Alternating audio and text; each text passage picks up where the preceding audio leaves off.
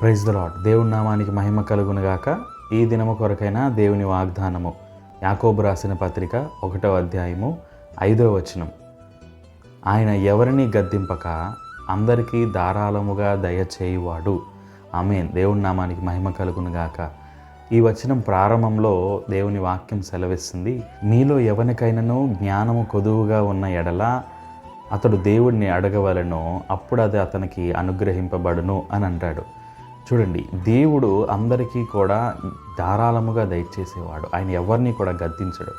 మరి ముఖ్యంగా ఇప్పుడు ఎగ్జామ్స్ రాస్తున్న బిడ్డలు ఎవరైతే ఉన్నారో, ఇంటర్మీడియట్ 10th క్లాస్ పరీక్షలు రాస్తున్న బిడ్డలు ఉన్నారో, వారు తమ పరీక్షల్లో గొప్ప జయాన్ని పొందుకోవాలంటే దేవుని వద్ద మనం అందరం కూడా జ్ఞానాన్ని పొందుకోవాలి. ఆయన అనంత జ్ఞాని అయి ఉన్నాడు అని దేవుని వాక్యము సెలవిస్తుంది.